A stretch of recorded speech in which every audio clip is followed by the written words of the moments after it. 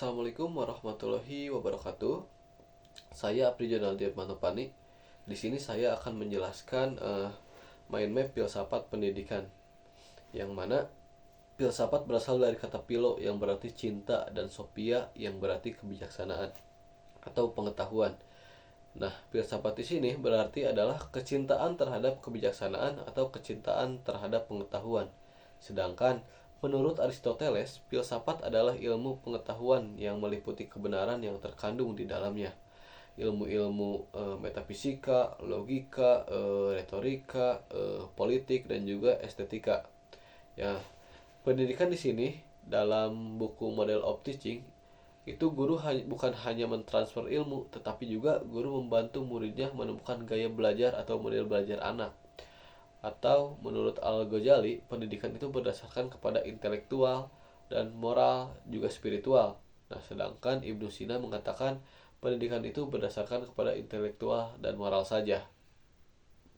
Nah, Ki Hajar Dewantara juga mengatakan bahwa pendidikan adalah pembudayaan buah budi manusia yang beradab dan buah perjuangan manusia terhadap dua kekuatan yang selalu mengelilingi hidup manusia, yakni kodrat alam dan juga zaman atau masyarakat. Nah, dari pengertian di atas atau yang tadi setelah saya sampaikan, yang paling komprehensif yaitu pengertian dari Al-Ghazali karena memiliki tiga aspek, yakni intelektual, moral, dan juga spiritual. Nah, kenapa sih harus belajar filsafat pendidikan?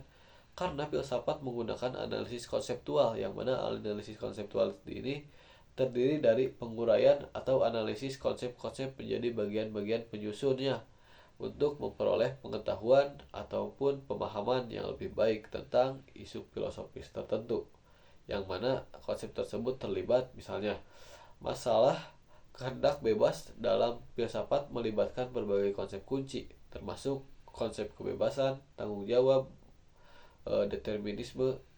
Nah, ranah filsafat pendidikan membahas tentang satu tujuan, yaitu mengembangkan dan membentuk, di mana dalam konteks mengembangkan di sini yang mana diri atau organisasi itu bertujuan untuk ditetapkan memiliki peran dalam mendorong pertumbuhan dan juga pembentukan karakter, keterampilan, ataupun struktur tertentu.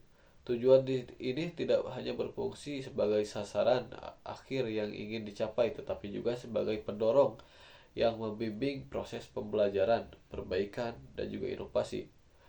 Yang mana dengan menetapkan tujuan yang jelas, individu atau organisasi dapat mengarahkan usaha mereka secara lebih terfokus dan efektif, serta membentuk diri mereka sesuai dengan aspirasi dan nilai yang diinginkan.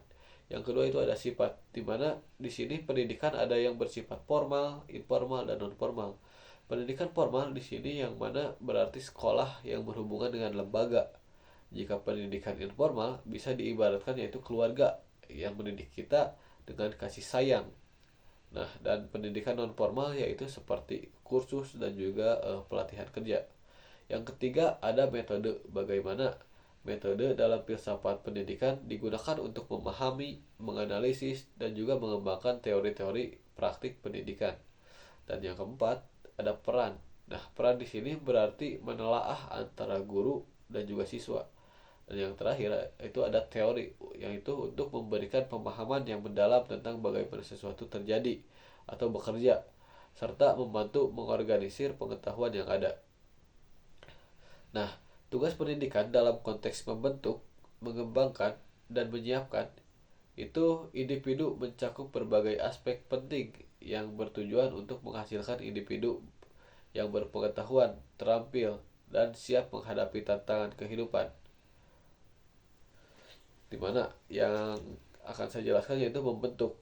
Dimana membentuk di sini berarti membentuk karakter dan juga moral. Pendidikan bertugas untuk membentuk karakter dan juga moral individu, untuk menanamkan nilai-nilai etika dan membangun sikap yang baik, termasuk pendidikan tentang kejujuran, tanggung jawab, kerjasama, dan rasa hormat terhadap orang lain. Selain itu juga ada jati diri, yang mana melalui pendidikan individu dibantu untuk menemukan dan mengembangkan identitas serta jati diri mereka. Ini termasuk pemahaman tentang diri sendiri, bakat, minat, dan prestasi. Yang kedua yaitu mengembangkan, di mana mengembangkan di sini bisa berarti keterampilan dan juga kemampuan. Yang mana pendidikan bertugas mengembangkan keterampilan dan juga kemampuan yang dibutuhkan untuk sukses dalam kehidupan pribadi dan profesional. Ini mencakup keterampilan kognitif seperti berpikir kritis, pemecahan masalah, dan juga kreativitas serta keterampilan praktis seperti literasi dan juga numerisasi. Nah, potensi individu selanjutnya selain itu juga mengembangkan potensi individu secara maksimal, membantu siswa untuk mencapai kemampuan terbaik mereka dalam berbagai bidang seperti akademik, seni, dan juga olahraga. Nah, selanjutnya ada karir dan dunia pendidikan yang mana menyiapkan individu untuk memasuki ke dunia kerja dengan memberikan pengetahuan dan juga keterampilan yang relevan dengan kebutuhan.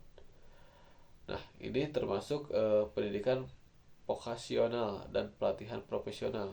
Mana selain itu untuk dunia kerja, pendidikan juga harus menyiapkan individu untuk berperan aktif dan bertanggung jawab dalam masyarakat. Nah, pendidikan tentang kewarganegaraan misalnya dan juga kewajiban serta keterlibatan dalam komunitas. Nah, fungsi pendidikan yaitu sosialisasi, ekonomi, kultural, dan juga fungsi personal. Yang mana fungsi sosialisasi di sini pendidikan berperan penting dalam sosialisasi, yaitu proses di mana individu belajar dan menginternalisasi norma, nilai, dan juga peran sosial yang ada dalam masyarakat melalui pendidikan formal dan informal. Individu diajarkan cara berperilaku, berkomunikasi yang sesuai dengan harapan, termasuk etika, tata krama, dan juga kewajiban sosial. Tentunya ini membantu menciptakan kohensi sosial dan juga memungkinkan individu untuk berinteraksi secara efektif dalam berbagai konteks sosial, baik dalam keluarga, komunitas, maupun tempat kerja. Nah, yang kedua ada fungsi ekonomi, di mana pendidikan juga memiliki fungsi ekonomi yang signifikan. Melalui pendidikan, individu memperoleh keterampilan dan pengetahuan yang diperlukan untuk memasuki dunia kerja dan berkontribusi pada perekonomian. Nah, pendidikan yang berkualitas meningkatkan produktivitas tenaga kerja, membuka peluang pekerjaan yang lebih baik. Nah, selain itu juga, nah, pendidikan juga mendorong inovasi dan juga kewirausahaan yang merupakan motor penggerak pertumbuhan ekonomi di suatu negara. Nah, yang selanjutnya ada fungsi kultural, di mana pendidikan berperan dalam pelestarian dan pengembangan budaya. Melalui pendidikan, warisan budaya dan tradisi, nilai-nilai kultural diwariskan dari satu generasi ke generasi lainnya. Nah, itu juga membantu individu memahami dan menghargai budaya mereka sendiri serta budaya lain. Yang penting dalam dunia yang semakin global dan terhubung, ini menciptakan penghargaan terhadap keberagaman budaya. Nah, adapun yang selanjutnya ada itu fungsi personal pendidikan atau fungsi personal. Pendidikan juga memiliki fungsi personal gitu yang berfokus pada perkembangan individu. Nah, melalui proses pendidikan yaitu individu mengembangkan potensi diri, kemampuan berpikir, kemampuan berpikir kritis, kreativitas, dan juga keterampilan hidup yang penting. Nah, pendidikan juga membantu individu memahami diri mereka sendiri, mengembangkan minat bakat, serta membangun rasa kepercayaan diri. Nah, ini tuh penting untuk kesejahteraan pribadi dan pemenuhan potensi diri secara maksimal. Nah, mungkin sekian yang dapat saya sampaikan dalam menerangkan materi tentang filsafat pendidikan ini. Mohon maaf apabila terdapat banyak kekurangan. Walhul muwaffiq ila aqwamit thoriq. Wassalamualaikum warahmatullahi wabarakatuh.